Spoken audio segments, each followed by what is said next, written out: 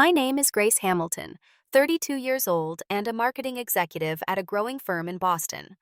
For as long as I can remember, I was always second best in my own family. My adopted sister Sophia was the golden child, the one who could do no wrong. Little did I know that a shocking revelation at my birthday party would expose the truth about her identity and change our family dynamic forever. Before I tell you how my perfect sister's true identity turned my world upside down, let me know where you're watching from and hit that subscribe button. Trust me, you'll want to stick around for this wild family drama that makes reality TV look boring. I grew up as the only biological child of Jennifer and Thomas Caldwell in a cozy suburban neighborhood outside of Philadelphia. My early childhood memories are filled with attention, love, and the typical experiences of being an only child. My mother was a high school English teacher, and my father worked as an architect at a respected firm. They were ambitious people who valued education, appearances, and success. When I was around 6 years old, I began to notice hushed conversations between my parents. I later understood they had been trying to have another child, but struggled with secondary infertility. The doctor visits became frequent, and the disappointment in their eyes grew with each passing month. Then came the day when everything changed. I was 8 years old when my parents sat me down in our living room. The excitement in their voices was unmistakable as they explained that we would be welcoming a new member to our family. "Grace, we are adopting a little girl," my mother said, her eyes bright with joy. "You're going to have a sister." I remember jumping up and down, thrilled at the prospect. I had always wanted a sibling, someone to play with, to share secrets with, to navigate childhood alongside. In my 8-year-old mind, this was the greatest gift my parents could give me. Sophia arrived 2 weeks later. She was 7, just a year younger than me, with beautiful dark hair that curled at the ends and deep brown eyes that seemed to hold wisdom beyond her years. She was shy at first, clinging to my mother's hand as she was introduced to me. "This is your new sister, Sophia," my father said with a tenderness I hadn't heard before. I reached out to hold her hand and she smiled tentatively. I showed her my room, my toys, my books, eager to make her feel welcome. Those first few days were magical, filled with the novelty of having a sister and the joy of sharing my world with someone new. But it didn't take long for the first signs of change to appear.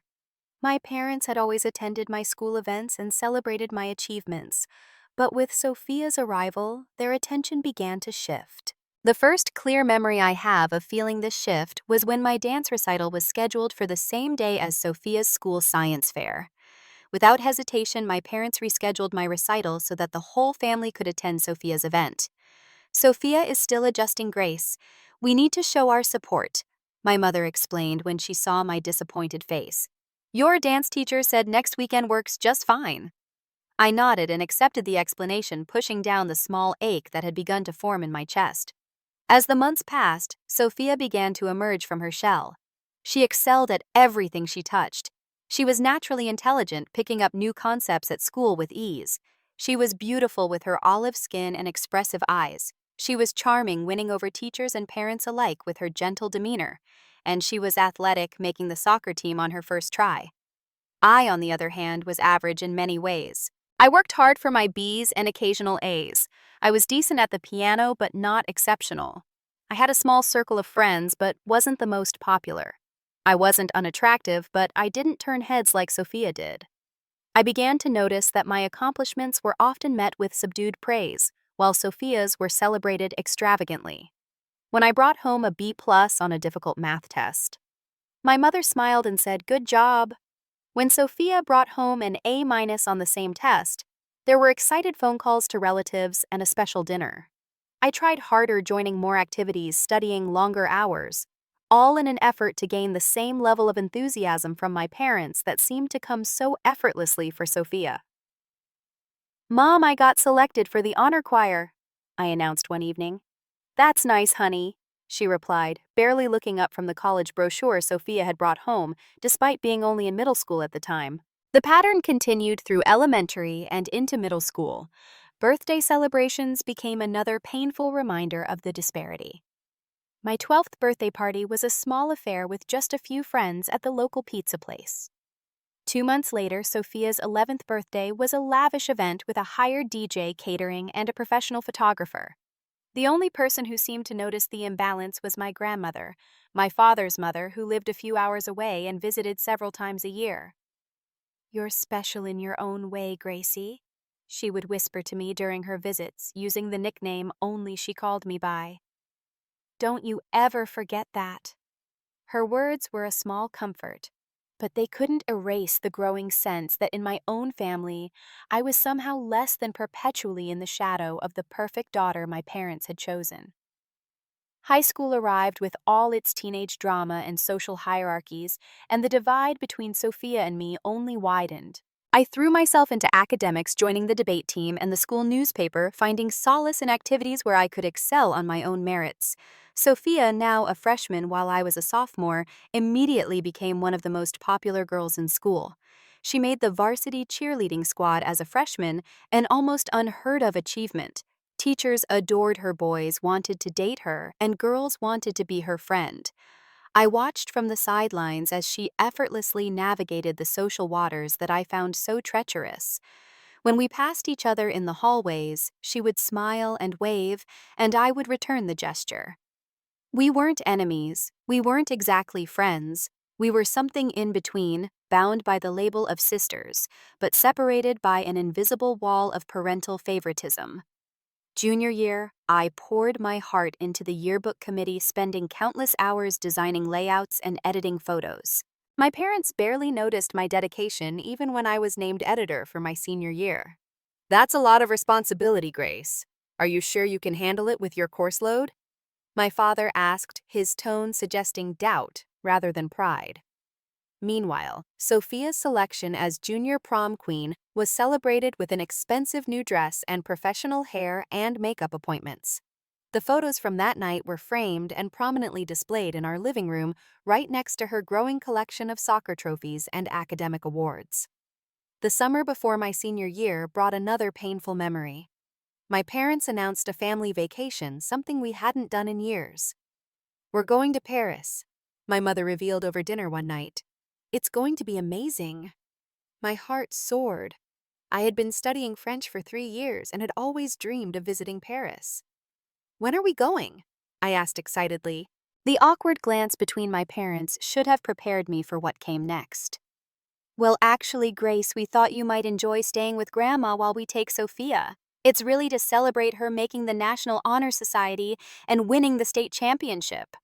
The betrayal cut deep. They weren't taking me to Paris, to a city I had dreamed of visiting, that I had studied the language for. They were taking only Sophia. "But I made honor society too," I protested, fighting back tears. "Yes, but Sophia is only a junior. It's exceptional for her age," my father explained, as if that made it better. I spent that summer with my grandmother, who did her best to make it special, taking me to local museums and on day trips to nearby cities. But nothing could erase the knowledge that my sister was experiencing the magic of Paris while I was left behind. Senior year brought new wounds. I had been dating Jason, a kind and thoughtful boy from my AP literature class, for several months. He was the first person who seemed to see me for who I was, not as Sophia's less impressive older sister. Until he came to our house for dinner and met Sophia. I noticed the change in him immediately, the way his eyes followed her, how he laughed too loudly at her jokes. 2 weeks later, he broke up with me, claiming we had grown apart. The following month, I overheard him asking Sophia to the winter formal. She declined, at least giving me that small mercy, but the damage was done. The college application process became another battleground. I had worked hard, maintained a strong GPA, and scored well on my SATs. I was accepted to several good schools, including Northwestern University, my dream school. "Northwestern is very expensive, Grace," my father said when the acceptance letter arrived. "We think State University would be a more practical choice. They're offering you a partial scholarship." I swallowed my disappointment and agreed, knowing that arguing would be futile. But when Sophia's acceptance letters arrived the following year, including one from Yale, my parents' reaction was entirely different. "Of course you'll go to Yale," my mother gushed. "We've been saving for your education since you came to live with us. Don't worry about the cost." The night before I left for State University, I overheard a conversation that confirmed what I had felt for years. I was passing by my parents' bedroom when I heard my name mentioned. "Do you think Grace will be okay at State?" my mother asked. "She'll be fine. She's always been independent," my father replied. "Not like Sophia. Sophia is our perfect daughter. She needs the advantages we can give her." I stood frozen in the hallway, the words "perfect daughter" echoing in my mind. It wasn't just my imagination. They really did see her as perfect, and me as somehow less. That night, I cried myself to sleep, feeling a mixture of sadness, anger, and a growing sense of worthlessness. The depression and anxiety that had been building throughout my teenage years reached a peak. I began to develop coping mechanisms, putting on a brave face for the world, while inwardly struggling with feelings of inadequacy. The one bright spot during those dark times was my friendship with Amanda, whom I met in my freshman writing seminar. She was the first person to notice and name the unfair treatment I had experienced. "That's messed up, Grace," she said after I recounted the Paris trip story. "Your parents are playing favorites, and it's not right." Her validation was like a lifeline. For the first time, someone was confirming what I had felt for years, but had been afraid to fully acknowledge. Emboldened by Amanda's support, I tried one last time to address the issue directly with my parents during Thanksgiving break of my sophomore year. "Do you realize how differently you treat me compared to Sophia?" I asked them while Sophia was out with friends. The look of surprise and then defensiveness on their faces told me everything I needed to know. "That's ridiculous, Grace," my mother said dismissively. "We love both of you equally. You're just jealous because Sophia has certain natural gifts." My father added his tone, suggesting I was being childish. That conversation was the final straw. I decided then that as soon as I graduated, I would move as far away as reasonably possible. I would build my own life, one where I wasn't constantly compared and found wanting. After graduating with honors from State University, an achievement my parents acknowledged with a card and a modest check, I accepted a job offer from a marketing firm in Boston, nearly 500 miles from my family home in Pennsylvania. The distance was deliberate, a buffer I needed to begin healing from years of feeling second best. I limited my visits home to major holidays and the occasional birthday celebration, always keeping my stays as brief as possible. Each visit would inevitably feature some reminder of my secondary status in the family hierarchy. My mother would comment on my practical apartment while praising Sophia's tasteful condo. My father would inquire about my job with mild interest before enthusiastically discussing Sophia's rapid rise at her prestigious law firm. The distance, however painful in some ways, gave me room to grow. I began seeing a therapist, Dr. Larson, who helped me understand the family dynamics that had shaped my self-image. "What you're describing is a classic case of favoritism," she explained during one session. "It's not uncommon in families with both biological and adopted children, though often it's the adopted child who feels less favored. In your case, there may be underlying factors driving your parents' behavior that have nothing to do with your worth as a person." As those therapy sessions became a lifeline, helping me recognize that my value wasn't determined by my parents' ability to see it. I threw myself into my work, finding satisfaction in my growing expertise and the recognition it brought. Within 3 years, I had been promoted twice and had begun building a reputation in the Boston marketing scene. As my professional confidence grew, so did my personal life. I met Ben at a friend's gallery, opening a software engineer with kind eyes and a genuine interest in people. Our relationship developed slowly and steadily, built on mutual respect and appreciation. With Ben, I never felt like I was competing for attention or affection. He valued me for exactly who I was. The first time Ben accompanied me to my parents' home for Thanksgiving was an eye-opening experience for both of us. I had told him about the family dynamic, but seeing it in person affected him deeply. "I couldn't believe how they barely listened when you talked about your promotion," he said as we drove back to Boston, "and then spent 30 minutes discussing Sophia's new car. Do they always treat you like that?" "Pretty much," I admitted. "It's actually been better since I moved away." Ben squeezed my hand. "You deserve better, Grace. You know that, right?" His validation meant more than I could express. Meanwhile, Sophia's life continued along its seemingly perfect trajectory. She had married Jonathan, a successful attorney she met at Yale Law, and they had purchased a beautiful home in an exclusive neighborhood. The latest family news was that she was pregnant with their first child, an announcement that had sent my parents into paroxysms of joy at the prospect of becoming grandparents. "Your mother has already converted the guest room into a nursery for when they visit," my father mentioned during our monthly phone call, his voice brimming with excitement in a way it rarely did when speaking to me. I swallowed the hurt and offered my congratulations, genuinely happy for Sophia, despite the familiar sting of being overshadowed. In April of that year, a significant milestone arrived at work. I was promoted to Senior Marketing Director, overseeing a team of 12 and handling some of our biggest client accounts. The achievement filled me with a newfound confidence. For the first time, I felt truly proud of the life I had built for myself, independent of my family's approval.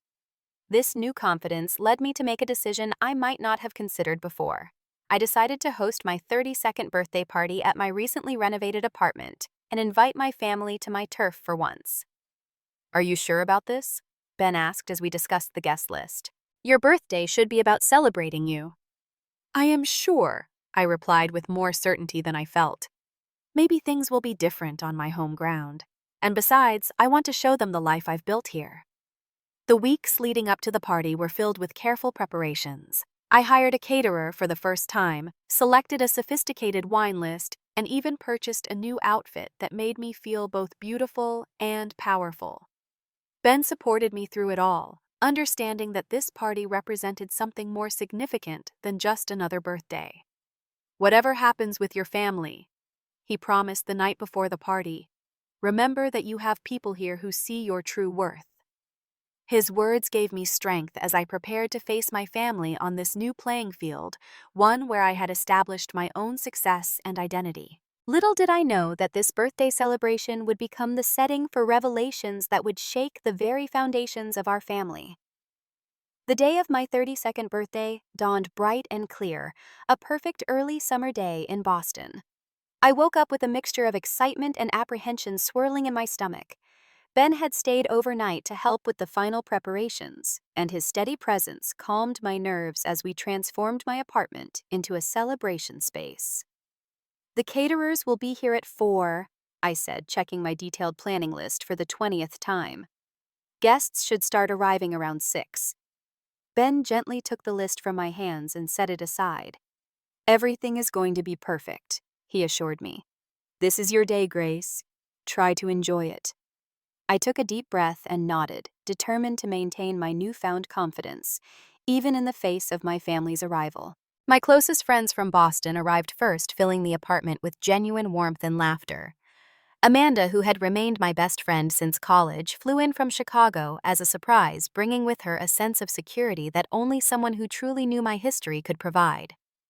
"I wouldn't miss this for the world," she whispered as she hugged me. "I want to see your parents on your turf for once." At precisely 6:30, my parents arrived. My mother looked elegant as always, in a tailored navy dress my father distinguished in a sport coat and pressed slacks. They embraced me briefly before their eyes began scanning the apartment. "Is Sophia here yet?" my mother asked, barely taking a moment to compliment the apartment she was seeing for the first time. "Not yet," I replied, swallowing my disappointment at their predictable behavior. "Can I get you something to drink? I have that Chardonnay you like, Mom." As I guided them through my home, pointing out the recent renovations and the view of the Boston skyline from my balcony, their responses were polite but distracted. The conversation only truly animated when they spoke about Sophia's pregnancy and their excitement about becoming grandparents. "She's due in November," my mother gushed to one of my colleagues who had innocently asked about my family. "We're hoping for a girl, but Jonathan is convinced it's a boy. Either way, it will be perfect. Sophia's children could only be perfect." I caught Ben's eye across the room, and he gave me an encouraging smile, reminding me that I wasn't alone in noticing these patterns anymore. At 7:15, fashionably late as always, Sophia made her entrance with Jonathan at her side. At 29, my sister was even more beautiful than in her youth, Her pregnancy had given her an ethereal glow, and she moved through the room with the easy confidence of someone who had always been admired. "Grace!" she exclaimed, embracing me warmly. "Happy birthday! Your place is absolutely gorgeous." Despite our complicated history, there was no malice between Sophia and me.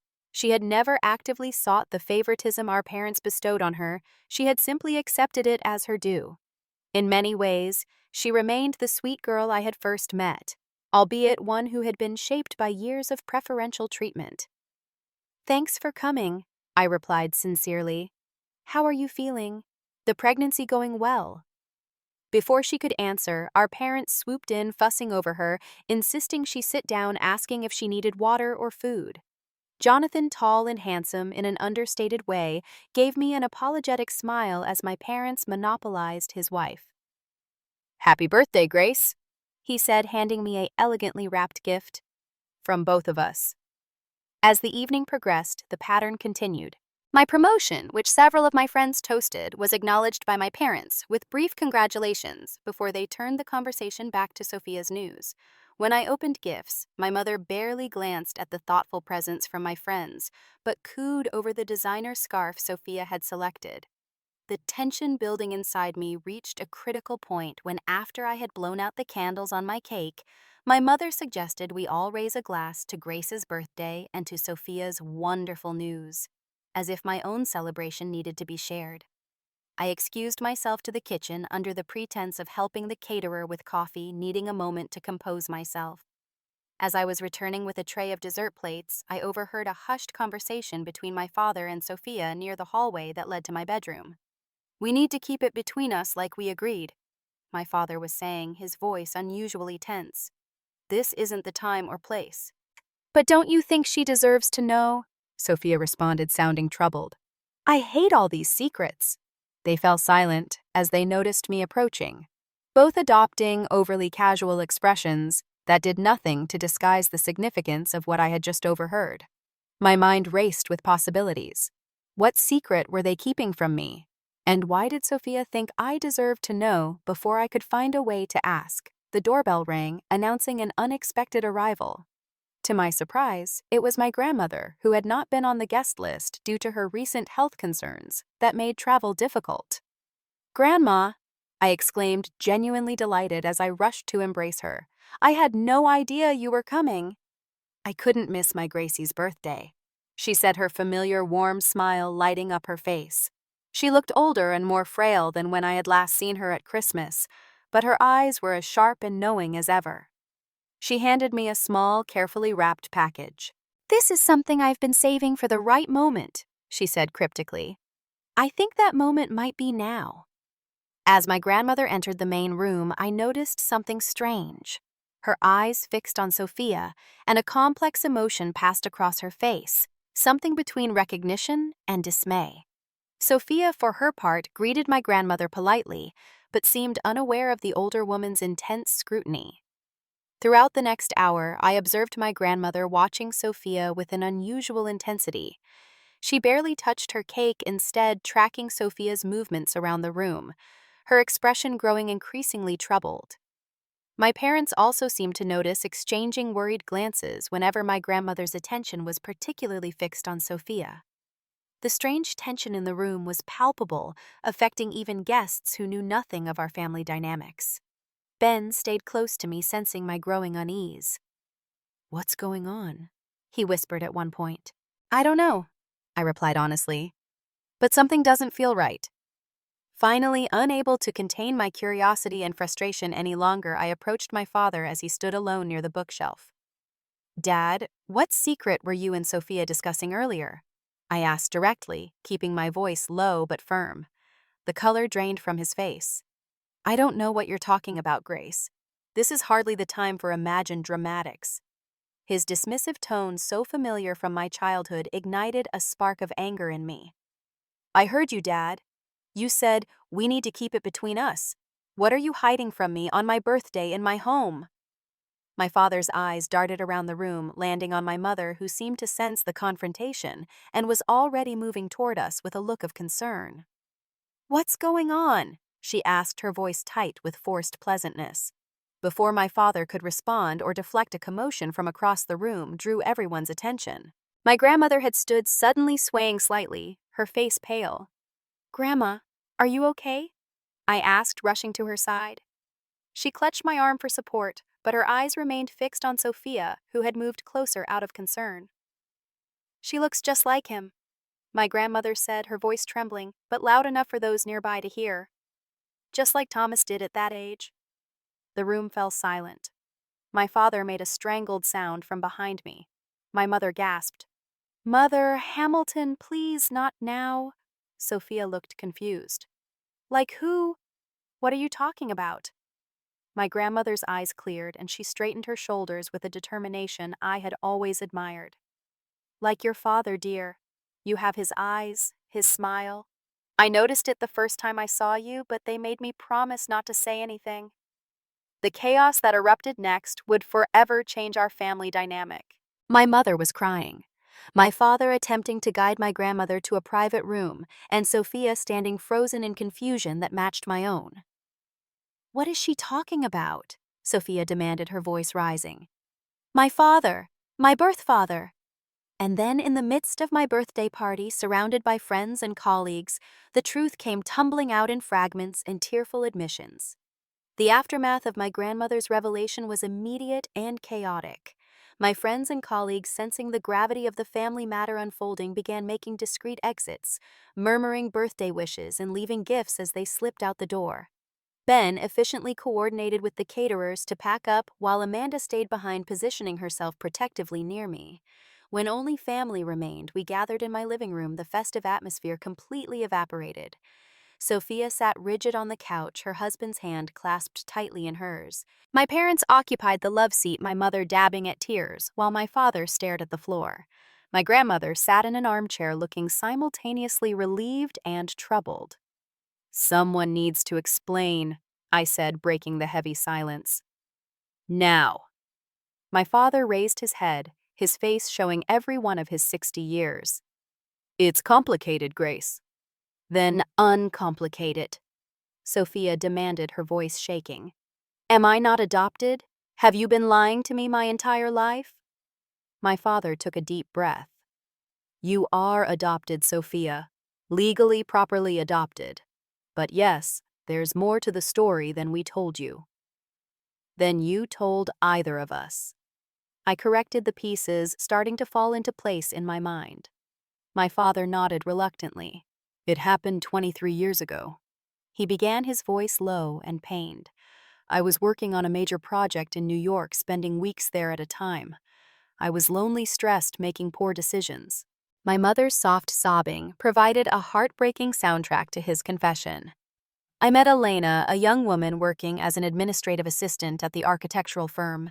She was beautiful, vibrant, and attentive. The affair lasted 6 months." Sophia gasped, her hand moving instinctively to her pregnant belly. "My birth mother. You knew my birth mother." My father nodded miserably. "When she told me she was pregnant, I panicked. I confessed everything to your mother, expecting the end of our marriage." My mother wiped her eyes and continued the story, her voice surprisingly steady. "I was devastated, of course, but we had been trying for another child for years without success. When Thomas told me about the pregnancy, after the initial shock and pain, I saw it as possibly the only chance we would have for another child." "So you arranged to adopt your husband's love child?" I asked incredulously. "And never told anyone? Only your grandmother suspected?" My mother admitted. "She noticed the resemblance immediately, but we swore her to secrecy."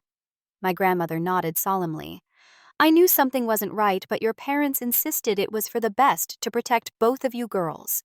Sophia stood up abruptly. "So I'm not adopted from some anonymous woman who couldn't keep me. I'm your biological daughter," she said, staring at my father. "And your husband's affair, baby," she added, turning to my mother. "How could you raise me all these years and never tell me the truth?" "We thought it was best," my father said weakly. "Elena wanted a clean break, a fresh start in California. She agreed to the private adoption with the understanding that you would never know." "And the favoritism?" I asked the question that had haunted me for 2 decades, finally spoken aloud. Was that part of the arrangement too? My parents exchanged a guilty look that confirmed my suspicions before they could deny it. We never meant to favor Sophia, my mother said, but her tone lacked conviction. It just happened. Bullshit, I said, the rare profanity shocking everyone in the room, including myself. You deliberately favored her. I want to know why. My father looked at me directly for perhaps the first time in years. Guilt, he admitted, and fear. We were terrified that if we didn't make Sophia feel completely loved and wanted, she might somehow sense the truth. And I think for your mother there was always the reminder of my betrayal when she looked at Sophia. Overcompensating became a way to manage her own feelings. So I was just collateral damage? I asked, my voice breaking despite my efforts to remain composed. Less important because I wasn't a reminder of anyone's guilt or shame. We never meant to hurt you, Grace, my mother pleaded. But you did. I responded, years of pain surfacing at once. You hurt me every day for 20 years. Every time you canceled my events for hers, every time you celebrated her achievements while ignoring mine, every time you made it clear she was the perfect daughter, and I was just there. I never knew, Sophia said quietly, tears streaming down her face. I always thought they just naturally loved me more. I never understood why, but I accepted it. I'm so sorry, Grace. It's not your fault, I assured her, and I meant it. Sophia had been as much a pawn in our parents' dysfunctional game as I had been. You didn't ask for their favoritism. But I enjoyed it, she admitted. I took it as my due. I should have questioned it, should have stood up for you. Jonathan, who had been silent until now, spoke up. I think everyone needs a moment to process this. It's a lot to take in at once. Ben nodded in agreement. Maybe we should take a break, come back to this conversation tomorrow when emotions aren't so raw. But I wasn't ready to pause. 20 years of feeling second best had culminated in this moment of truth, and I needed resolution. No, I said firmly. I've waited my entire life to understand why I was never good enough. I'm not waiting another day. I turned to my parents, a newfound strength in my voice. I want you to acknowledge what you did. Not just the secret about Sophia's birth, but how you systematically made me feel less valuable, less loved, less important than her. I want you to admit that it wasn't in my imagination, that you really did treat us differently, and it wasn't because she was somehow better than me. The room fell silent as my parents looked at each other, decades of shared secrets passing between them in that glance. Finally, my father spoke. You're right, Grace. We did favor Sophia consciously and unconsciously. It wasn't fair to you, and no explanation can justify it. I'm more sorry than I can express. My mother nodded, tears flowing freely. We got so caught up in our own guilt and the need to make Sophia feel secure that we lost sight of your needs.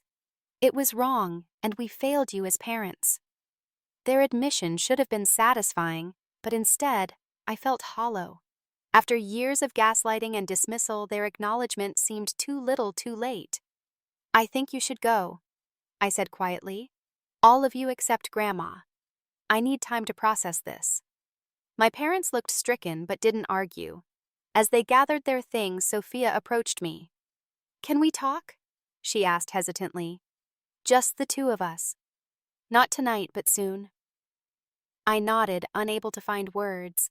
Despite everything, Sophia was as much a victim of our parents' deceit as I was. She had just discovered her entire identity was built on lies. We were, I realized with a strange clarity, actual half-sisters sharing the same father. That biological connection felt both foreign and oddly right. After my parents and Sophia's family had left, only Ben, Amanda, and my grandmother remained. Ben took charge, making tea and creating a semblance of normality in the aftermath of chaos. Amanda hugged me tightly before leaving, extracting a promise that I would call her the next day. That night, after my grandmother had been settled in the guest room, Ben and I sat on my balcony looking out at the Boston skyline twinkling against the night sky. How are you feeling? He asked gently. I don't know, I admitted. Validated, I guess. All these years I thought maybe I was just oversensitive or jealous. But it was real. They really did treat me differently because of their own issues. You deserved better, Ben said simply. The strangest part, I continued, is finding out Sophia is actually my half-sister. Biologically, I mean. All these years of feeling like the outsider in my own family, and it turns out we really are related. What will you do now? Ben asked. I looked up at the stars, considering his question. I need time away from my parents. I can't forgive them yet, maybe not for a long time. But Sophia, I think maybe we can build something real now. Something honest without their manipulation. Ben squeezed my hand. Whatever you decide, I'm here. In the quiet of that night, with the truth finally laid bare, I felt a strange mixture of grief and liberation. The family I thought I knew had been an illusion built on secrets and guilt. But perhaps from the wreckage, something more authentic could emerge. The weeks following my birthday revelation were a time of profound adjustment. I took a week off work to process everything, spending long hours with my therapist, and even longer hours reflecting on how this new understanding changed my perception of my childhood. It's important to recognize that this doesn't erase your experiences. Dr. Larson reminded me during an emergency session the day after my birthday. Your feelings of being less favored were real and valid. Understanding the reasons behind your parents' behavior might help explain it, but it doesn't excuse it. I called my grandmother before she returned to Pennsylvania, thanking her for having the courage to speak up after all these years. I should have said something sooner, Gracie, she admitted, her voice heavy with regret. I convinced myself it wasn't my place, that your parents knew best, but watching you struggle all these years, always questioning your worth, I couldn't stay silent anymore. How long have you known? I asked. I suspected from the beginning, she replied. The timing of the adoption was too convenient, and Sophia had Thomas's eyes, his expressions. When I confronted them, they admitted it but begged me not to tell. They said it would destroy the family. Instead, their secret did that anyway, I observed sadly. Secrets always find their way to the light, dear, my grandmother said. And now that this one has, maybe real healing can begin. 10 days after the party, Sophia texted asking if we could meet. We arranged to have coffee at a quiet cafe near my apartment neutral ground for what promised to be an emotional conversation. She arrived looking different than I had ever seen her. Gone was the confident, perfect sister I had grown up envying. In her place sat a woman grappling with her own identity crisis, her usual polished appearance replaced by casual clothes and minimal makeup. Thank you for meeting me, she said as she slid into the seat across from me. At 5 months pregnant, her belly was becoming more prominent, a physical reminder of how life continued to move forward even as our past unraveled. How are you doing with everything? I asked, genuinely concerned. She gave a hollow laugh. How am I doing with finding out my entire life is based on lies, that my birth mother didn't selflessly give me up for a better life but was my father's mistress, that my adoptive mother is actually my stepmother? Not great, to be honest. I nodded, understanding completely. And Jonathan, he's been supportive, she said, a hint of her old self showing through. Says it doesn't change who I am, just adds context to my story. He's more concerned about how this stress might affect the baby. We sat in silence for a moment, two women bound by blood and betrayal, trying to navigate a new reality. I want to apologize, Sophia finally said, her voice steady despite the tears gathering in her eyes. Not for our parents' actions, but for my own. I always knew they favored me, Grace. I saw how they dismissed your achievements while celebrating mine. I told myself it was because I needed more support as the adopted child, that you were strong enough to handle less attention. But that was just a convenient excuse. The truth is, I enjoyed being the favorite. I never questioned it because it benefited me. Her honesty was startling and in a strange way healing. It was the first time anyone had acknowledged the reality of my experience without qualification or excuse. Thank you for saying that, I replied. It means a lot to hear you acknowledge it. I was thinking, Sophia continued, stirring her untouched tea. Maybe we could try to have a real relationship now. Not the artificial sister dynamic our parents created, but something honest. We are half sisters, after all. The irony wasn't lost on me. After years of feeling like we were playing at being sisters, we had discovered we actually shared DNA. "I'd like that," I said, surprising myself with how much I meant it. "But it would have to be on new terms, equal terms." She nodded eagerly. "Absolutely. No more family gatherings where I'm the star and you're the supporting cast. That was never fair, and I see that clearly now." We spent the next 2 hours talking more openly than we ever had before. Sophia shared her fears about motherhood, her concern that she might unconsciously replicate the dysfunctional patterns of our family. I told her about my therapy journey, the struggles and triumphs of building my self-worth from scratch after years of feeling secondary. We agreed to attend a few joint therapy sessions to help navigate our new relationship. Dr. Larson recommended a colleague who specialized in family trauma and secrets, and we scheduled our first appointment for the following week. My relationship with our parents proved more challenging to rebuild. I maintained minimal contact, brief phone calls where the weather and my work were the safest topics. They made several attempts at reconciliation, sending gifts and suggesting family counseling. "We want to make things right, Grace," my mother pleaded during one call. "We know we hurt you deeply and we want a chance to do better." "I'm not ready," I told her honestly. "Maybe someday, but right now I need space." My father sent a long email detailing his regret and acknowledging the damage his choices had caused. "I failed you as a father," he wrote, "not just because of the affair and the secrets, but because I didn't give you the unconditional love and support you deserved. I hope someday you can forgive me, but I understand if that day never comes." His words touched me more than I expected, but I wasn't ready to open that door yet. The wounds were too deep, the betrayal too fundamental to be quickly forgiven. Instead, I focused on strengthening my relationship with my grandmother, who had always seen me clearly. We spoke weekly by phone, and I arranged for her to visit Boston again in the fall.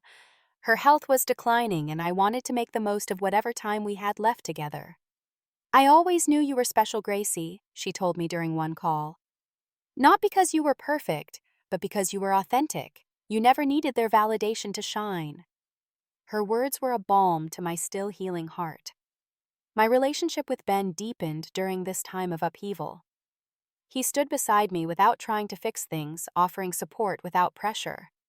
When he suggested moving in together 6 months after my birthday, it felt like a natural progression, a step toward building the family I chose, rather than the one I was born into. Sophia and I continued our cautious rebuilding, meeting weekly for coffee or walks in the park. As her pregnancy progressed, we found ourselves discussing the future more than the past, a welcome shift in focus. "I want my child to know you as Aunt Grace," she said during one of our walks. "A real aunt, not the distant figure I'm afraid our parents might try to make you." "I'd like that," I replied, touched by her intention to include me fully in her child's life. The most unexpected development came in December, 6 months after the revelation. Sophia called me, her voice tight with emotion. "I've left Jonathan," she said without preamble. "What?" "But the baby is due in 3 weeks," I exclaimed, concerned about her timing. "It's been coming for a while," she admitted. "The pregnancy was papering over the cracks. After everything that happened with our family, I started looking at my own life more honestly. Jonathan and I look perfect on paper, but there's no real connection. I was living another version of our parents' lie, presenting a perfect facade while feeling empty inside." "Where are you staying?" I asked, practical concerns taking precedence. "With a friend from law school for now," she replied. "I'll be okay, Grace. For the first time in my life, I'm making a decision based on what's true for me, not what looks good to everyone else." I was struck by how this paralleled my own journey away from my family's expectations. Perhaps in different ways, we had both been confined by the roles assigned to us, me as the less favored daughter, her as the perfect one. In January, Sophia gave birth to a daughter she named Elena after her birth mother. It was a gesture of reclamation, a way of acknowledging the truth while moving forward. When she asked me to be Elena's godmother, I accepted with tears in my eyes, feeling that something broken was slowly being rebuilt into something stronger. 6 months later, we arranged a family gathering at a neutral location, a rented beach house on Cape Cod. My parents were there, along with my grandmother Sophia and baby Elena. The atmosphere was tentative, everyone careful with their words and actions. "I want to thank you all for coming," I said as we gathered for dinner on the first evening. "This isn't about pretending everything is fixed or forgotten. It's about seeing if we can build something new, something based on truth instead of secrets, and fairness instead of favoritism." My parents nodded solemnly, seeming to understand that this opportunity was more than they deserved, but less than they hoped for. Sophia smiled at me across the table, baby Elena sleeping peacefully in her arms. As the weekend progressed, there were moments of tension and old patterns trying to reassert themselves. My mother still occasionally slipped into fawning over Sophia and Elena while giving me less attention. But now Sophia would gently redirect, making space for me in the conversation, acknowledging my contributions. On the final evening as the sun set over the ocean, my grandmother pulled me aside. "I'm proud of you, Gracie," she said, her frail hand warm in mine. "It takes courage to confront the past, and even more to try building a future that isn't defined by it." "I learned that from you," I told her honestly. "You were always the one who saw me clearly." My professional life continued to flourish. The confidence I had gained through standing up for myself and setting boundaries extended to my career. I took more risks, spoke up more in meetings, and eventually secured a position as marketing director at one of Boston's most prestigious firms. Ben proposed on a crisp autumn day as we hiked through the Vermont mountains, the foliage blazing around us in shades of red and gold. "You're the strongest, most authentic person I know," he said as he offered a simple but elegant ring. "I want to build a life with you, one based on honesty and mutual respect." "Yes," I said without hesitation, knowing that with him I would always be valued for exactly who I was. My relationship with my parents remained complicated, a work in progress that might never fully heal. But the sharp pain of betrayal had dulled to a more manageable ache. We maintained contact, celebrated holidays together when possible, but I no longer sought their approval or measured my worth by their recognition. Sophia and I grew closer than I ever thought possible. The shared experience of having our family narrative upended had created a bond between us that was deeper than the DNA we had discovered we shared. She returned to law practice part-time, focusing on family law and adoption rights, turning her personal trauma into professional purpose. The journey from that fateful birthday party to where I stood a year later was not a straight line. There were setbacks and painful revelations, moments when old wounds reopened and new ones formed. But there was also growth and truth. The relief of finally understanding why I had spent my childhood feeling less than. The most profound change was within myself. For the first time in my life, I felt whole, no longer defining myself in contrast to my perfect sister, or measuring my worth by my parents' validation. I had learned that family can be both our deepest wound and our greatest opportunity for healing. That authenticity matters more than perfection, and that the truth, however painful, sets us free in ways we cannot imagine until we experience it. Have you ever discovered a family secret that changed how you saw your childhood? Was there ever a moment when you realized your family dynamic wasn't what you thought it was? I'd love to hear your stories in the comments below. If this resonated with you, please like, subscribe, and share with someone who might need to hear that they're not alone in their family struggles. Thank you for listening to my journey from shadow to light, and remember, your worth isn't determined by how others treat you, but by the truth of who you are.